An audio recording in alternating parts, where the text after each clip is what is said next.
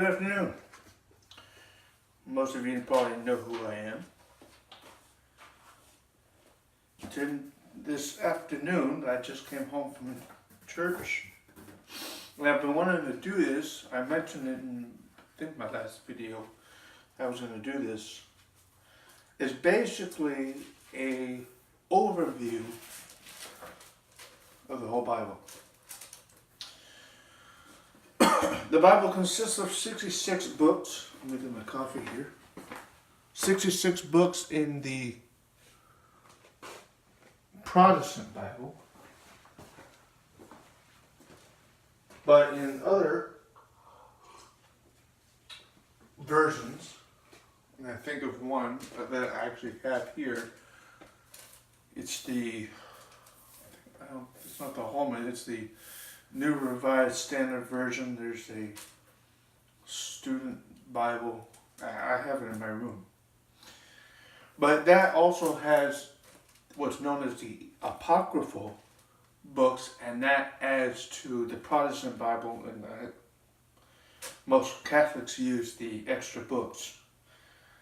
There's 1st and 2nd Maccabees in there. There's a Tobin, a book called Tobin in there that's not in most Bibles. And you add that to the 66, and you get 72. But I'm not gonna dwell on those extra books. I'm just gonna dwell on the 66. And I'm looking just at the table of contents. That's all I'm looking at. Table of contents in my book. I have a New King James Version of the Bible. There's Old King James Version. A lot of churches only preach from Old King James. There's the NIV, there's the NLV, there's the Message, compiled by the late Eugene Peterson. So many versions of the Bible. The overview of the Bible is just going to give you the main characters, the main events of each book of the Bible. Genesis, of course, is the first book. It's part of what's known as a Pentateuch, or Pentateuch, however you want to pronounce that word. Pentateuch is actually the Hebrew word for 5 books. 5. I think Penta is 5 in Hebrew. 5 books, and they are Genesis, Exodus, Leviticus, Numbers, and Deuteronomy. All written by Moses. In Genesis, we see the creation of the entire world. Actually, the entire universe, plus our own planet Earth. It's good up here. And the main characters, of course, are Adam and Eve, Cain and Abel, Seth, Noah,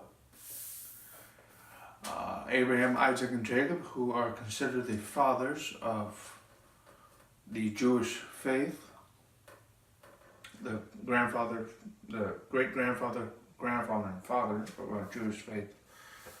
And of course, if you know the Bible well enough, you know that Jacob was renamed Israel, and that's where we get the nation called Israel. It's from that person. That's Jacob. In Exodus, we read about Moses. And in Moses, we read about the 400 years of slavery under the pharaohs of Egypt. In Leviticus, after the Hebrew children are saved from slavery through Moses and Joshua, we read in Leviticus of the law, the whole Hebrew law. In Numbers, we read about the numbering of Israel, how many people were in each tribe. We already have the 12 tribes by that time. In Deuteronomy, we read about the crossing of the Red Sea. And in Deuteronomy also, and the first part of Joshua, which is the next book, we read about the death of Moses. and how the baton of leadership was passed from Moses and Aaron to Joshua and Caleb. In Joshua, we read about Jericho and how Jericho was fallen. If you know the story, they go around the city for 7 days, or 6 days, or 7 days. And on the seventh day, they go around the city 7 times. And after the 7th time, the Hebrew children blow their trumpets and they shout, and the walls of Jericho fall. We read also in, let's go back to Genesis. We will also read about not only the 12 tribes of Israel, but we also read about Joseph, who is, I believe he's the second to the last son. And how Joseph was betrayed and sold into slavery by his brothers.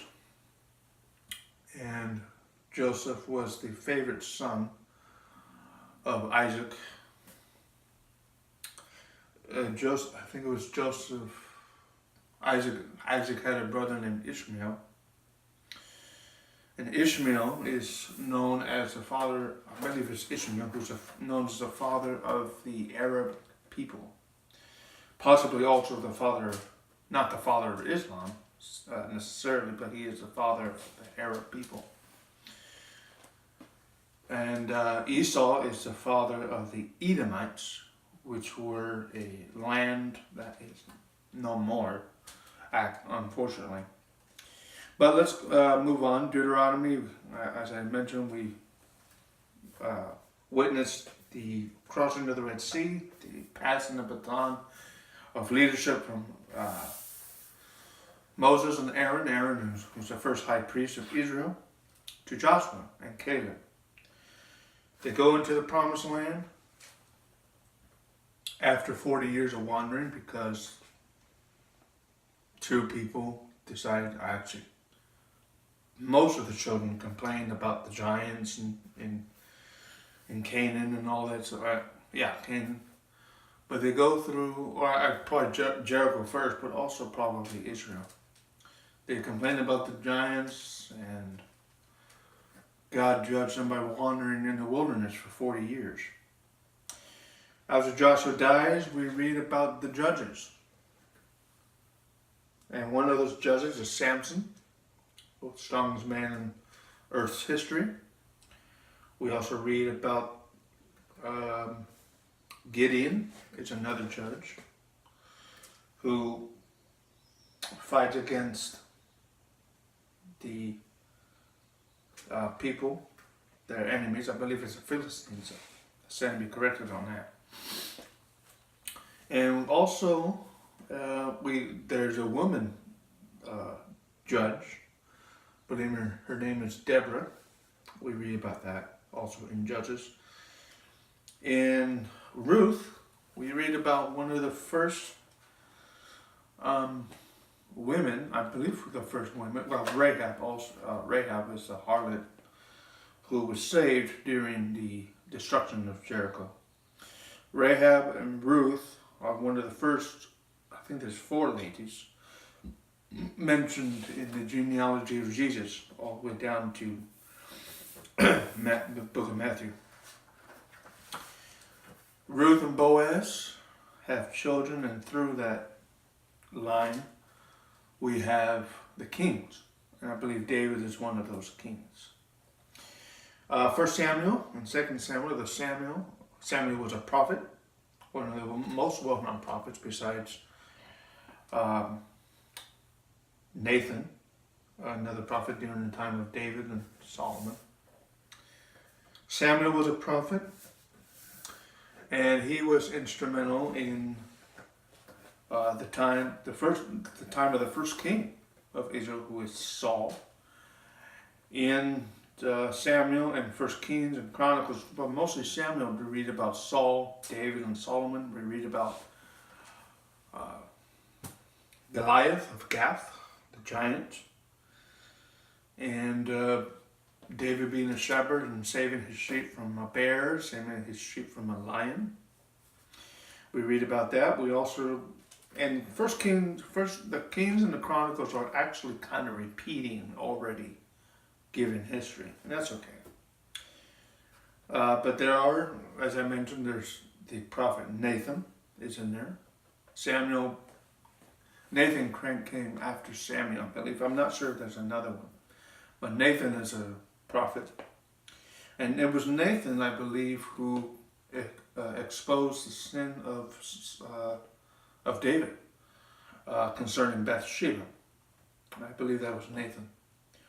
And it was Samuel who exposed the sin of Saul. And that's why God removed his favor for Saul. It's one of the first times that Saul used a medium or a witch. And that was a witch of Endor. If you know that story, and how the spirit of Solomon came back, and the spirit of Samuel came back, and was kind of ticked off at Saul for doing what he did. Saul had already lost favor by killing one. I think it was the Amalekite king. Saul was told to keep the life of the king, but Saul disobeyed. First Chronicles, Second Chronicles, Ezra and Nehemiah are one of the first known prophets outside of Nathan. And they talk about how the kingdom of Israel is pretty divided after the death of David and Solomon. It's pretty divided, and it's bad. Israel was conquered by two kings. And they are one of the most well-known kings is Nebuchadnezzar of Babylon. It was Nebuchadnezzar that put Daniel in the fiery furnace. Daniel's friends in the fiery furnace, and Daniel was taken into the lion's den under King Darius of Persia. So we had Babylon, we had Persia, and then we had King Cyrus of Persia, I believe it's Persia. And Daniel actually predicted that there's going to be those kingdoms. There were 4 kingdoms that were going to come through and it was, these kingdoms were represented by different parts of the golden idol, the golden idol that Nebuchadnezzar erected, but it was also part of a dream that the king had. And those 4 kingdoms was Babylon first, Medo-Persia, the Greek under Alexander the Great, and the last kingdom that would rule over Israel is Rome. So those are the 4 kingdoms that would come. Ezra, Nehemiah, Esther. Esther was a princess who, not much of a princess, but she became a queen of Persia. And it was through her that the Jewish holiday of Purim came about. And Esther is a cool story. Talk about the power of women. In that ladies can use that for possibly out of context, but use that for the women's liberation movement. That's just a weird thought, but Esther is a good story about perseverance under tribulation and slavery, really. In Esther, we read about Mordecai, we read about Haman, who just hated the Jews with a passion. And then after, I think it was Artaxerxes during that time, well, the husband of Queen Esther, saved the Jews and allowed the Jews to stay in Persia. And possibly part of the Jewish people went back, as you read in Nehemiah, they were allowed to go back to Israel and rebuild the temple. And it took only 52 days to do it. And that's pretty cool. Then we read about Job. And Job is considered actually, by many scholars, Job is considered actually the first book ever written. Or ever, maybe not published, but written. And Job recounts his calamity, if you will, of losing his family and his possessions, pretty much. Satan wanted to test Job, test the faith of Job. And Satan, who's been around since before creation, really, Satan was Lucifer. He felt jealous that he wasn't getting enough attention in heaven as he wanted. And it got him kicked out of heaven. It got him kicked out of his title. And he became Lucifer. Oh, excuse me, he became Satan. He was Lucifer. And it was Satan who tempted Eve. It was Satan who enticed Cain to kill his brother Abel. It was Satan who enticed, I believe it was David, to count how many people. The second census of Israel was a temptation that David fulfilled. And bad David. And it was Satan who also tempted Job, or tested Job's faith.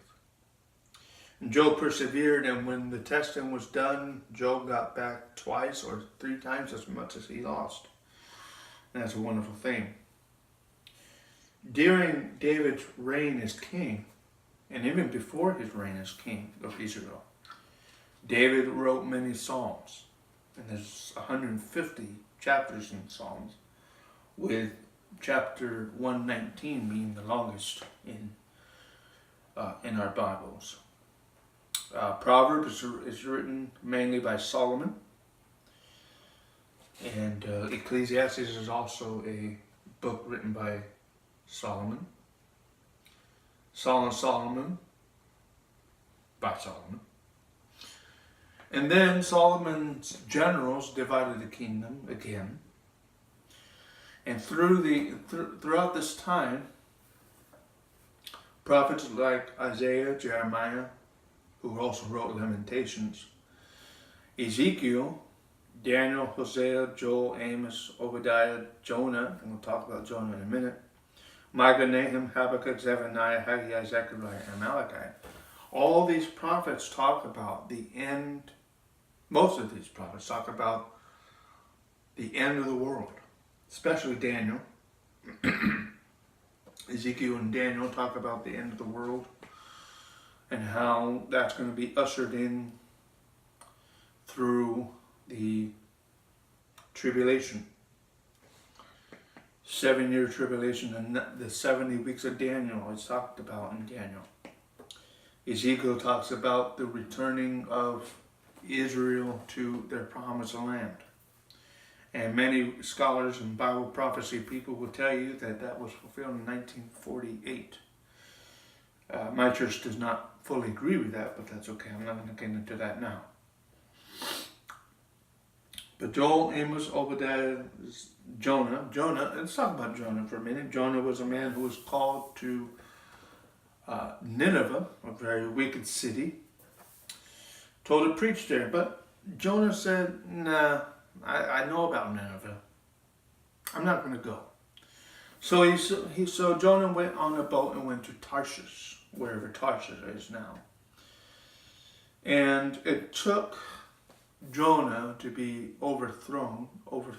He was thrown overboard and swallowed by a great fish. We can debate what kind of fish it was. We don't know. That's okay. But Jonah was in the belly of a fish for 3 days and 3 nights. And during this time, Jonah repented and said, okay, yeah, now I'll go to Nineveh. So he was vomited out of the fish onto the shore of Nineveh. Went into Nineveh, preached to the city, and Nineveh was saved, I want to say for 100 years. They were saved. And then later on, we read about the destruction in Nineveh in the latter parts of the prophetic writings. If you know your history, you know that there was a 400-year period of silence after Malachi, before the book of Matthew. Actually, well, scholars believe that the Gospel of Mark is the first gospel ever written, and I'm not going to debate that. I'm not going to argue against that.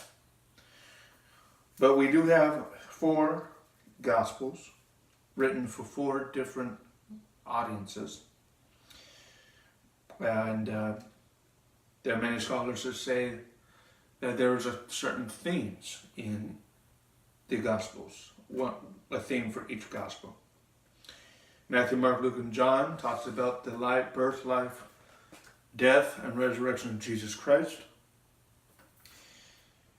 Acts talks about the acts of the apostles, Peter, James, and John.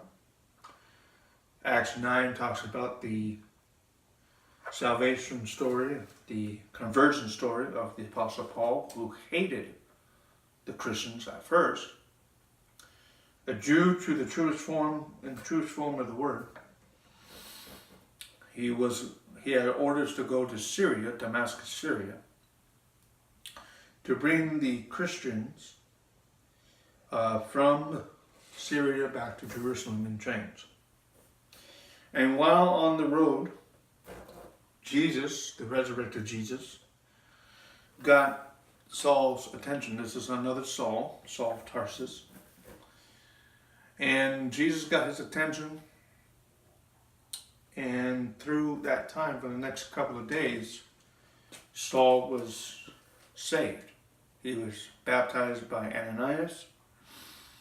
His vision was restored after his encounter with Jesus. And he was told to meet up with the apostles, Peter, James, and John, to learn from them. But after time, and this is written in Galatians chapter 2, one of the writings of the Apostle Paul, that there was a little controversy, a little, I guess controversy is the best word for it. There was a little hypocrisy also. Controversial hypocrisy, how Peter was saying at first, do not dwell with the Gentiles, but stay in Jerusalem. And then Peter tells the Gentiles to follow the law. And the Apostle Paul said, no, that's not going to happen. So Paul was separated from the apostles, the original 11, original 12, outside of Judas Iscariot. And Paul was sent to Rome. He was sent to little Greek islands of Corinth, Galatia, Ephesus, I believe that Caesarea Philippi and Colossae, and Thessalonica. And Paul was inspired to write those letters to those churches. And Paul's mission, Paul's message was the main thing was the was the mystery of grace, or the dispensation of grace, of mystery kept secret since the foundation of the world, revealed only to the Apostle Paul.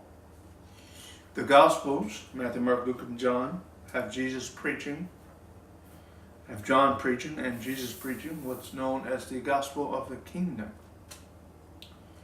That is the earthly program that God implemented, where men, mostly Jewish men, are saved by grace plus works. Starting in Acts chapter 9 and through the letters of the Apostle Paul, Paul was preaching that we are saved by grace alone, outside of works. Not only did Paul write to churches, those 4 churches, 6 churches, excuse me. He also wrote personal letters to his followers, his sons in the faith, if you will. One of them was Timothy, another was Titus, and one was Philemon. And we don't know what happened, but some of us, we do know what happened. But later on, someone, we don't know who, and some people say that the Apostle Paul wrote the book of Hebrews. My church does not agree with that. But most churches will probably tell you that the Apostle Paul wrote the book of Hebrews. But Hebrews was written, and in the Hebrews we have what's known as the Hall of Faith. And this was mentioned this morning in church, how by faith, men like Abel, Abraham, Moses, by faith and their work, men were justified or made right with God. And this is in the kingdom dispensation, where a kingdom preaches faith, justification or salvation or eternal life by faith plus works. And James talks about in chapter 5, I think it's chapter 5 or chapter 2, that faith without works is dead. Peter also has letters that he wrote to his followers. And Peter and John and Jude, the brother of Jesus. James is also called a brother of Jesus. We read that Peter, James, and John wrote books for those who believed in, who were taught to have faith, but also work for salvation. And finally, the book of Revelation. Book of Revelation, we read about the coming Antichrist. We read about the 4 horsemen of the apocalypse. In those 4 horsemen come through the opening of the scroll, the 7-seal scroll. And in the 7-seal scroll, we read about 21 total judgments. There's 7 seals, 7 judgments. 7 seals, we also, after the 7th seal, we read about the 7 trumpets. After the 7 trumpets, we read about the 7 bowls, or the 7 vials. So 27 times 3 is 21. And this is all going to happen in the future. Everything that is written in Revelation is in the future. You can either be post-trib rapture, mid-trib rapture, or post-trib rapture. You can believe that there is no millennium, that there is amillennialism. I believe amillennialism means there is no 1,000-year reign. But we believe, most Christians will probably believe, most dispensational Christians will tell you that there is a 7-year tribulation, and then there is a 1,000-year reign of Christ. Some people believe that World War III will be the Battle of Armageddon, but most people will probably tell you that the World War III, if it happens before the Battle of Armageddon, World War III will be just a different war. We've already had World War I and World War II. But it could also be the same thing. Revelation, we read about the 7 churches. We read about the 21 judgments, as I mentioned before. We read about the tribulation, the 7-year tribulation. We read about the Antichrist, the false prophet. We read about the false peace that the Antichrist will bring. And hopefully, in this age of grace now, hopefully you will not be here when the rapture comes. You will not be here when the tribulation starts. Because it will be hell on earth, literally. And I don't think it would be in our best interest to be here when that day comes. So hopefully you are raptured with the church by then. But we also read about the 1,000-year reign of Christ. We read about the 1,000-year imprisonment of the devil. And after 1,000 years, the devil's loosened to make one final attempt to usurp God's power. Of course, he fails. And Satan will be cast into hell forever. The elements of earth will melt with fervent heats. I believe that's the Apostle Paul writing that.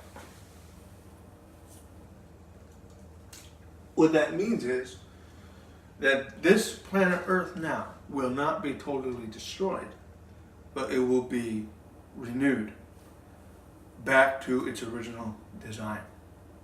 I hope you all are looking forward to that. So the Revelation has a lot of symbolism. You'll read that. And Revelation is used to say that certain groups of people are represented by certain symbolism.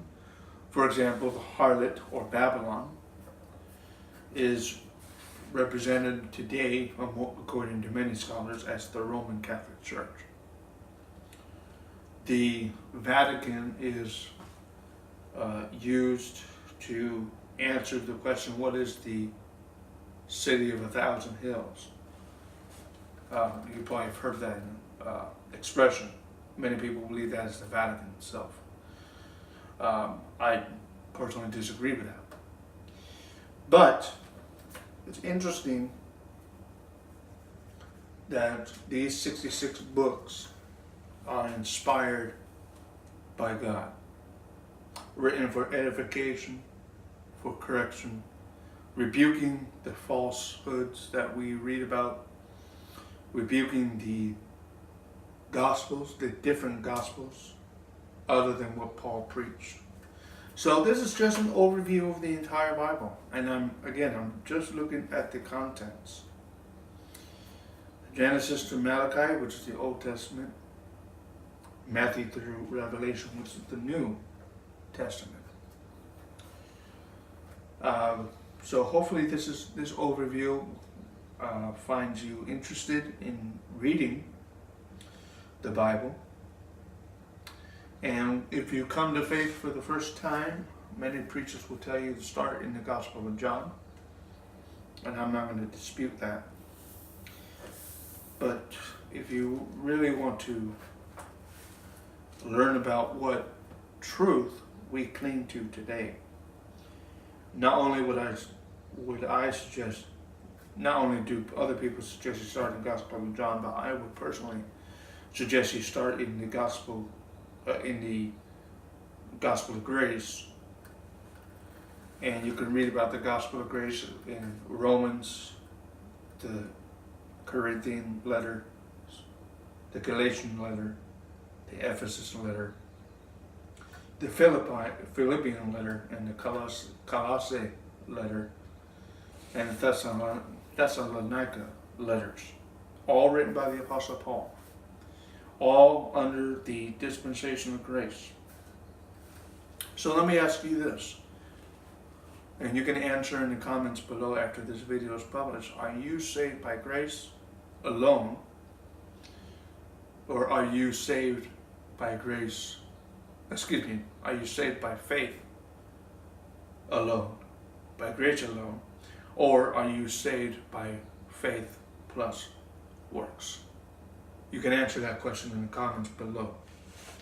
Again, this is an overview of the Bible, the entire Bible, the Protestant Bible, Genesis to Revelation. So I hope that this Sunday, a very wet, rainy Sunday here in Southern California, that you will find the Bible interesting. I hope this overview makes you excited, if you will. Makes you think, oh, maybe the Bible is the Word of God, as written in 2 Timothy 3:16. It's just not a book of fable. It's not just a book of fairy tales, but it's actually truth. Truth for the Jewish nation, truth for the Christian nation. And hopefully, as has been reported by many people, that many people of the Islamic faith are finding out that the Bible is true and that the Quran is not as true as it is purported to be. I hope you all have a wonderful week. It is Sunday the 16th, I want to say the 16th, maybe the 19th of May, 2019. Again, have a great week. Thank you for allowing me to give you a presentation of the brief overview of the Bible. Have a great day, and please look forward to my next analytical report, which will be the end of this month. I've reached 75,000 people, 75,000 total lifetime views, and I hope to get maybe to 80,000 by the end of the month. So we got a week to go, about a week to go. So thank you for viewing this video. View all the videos that I have. If you have any suggestions on subjects that you want me to speak about, please give those suggestions today. Thank you.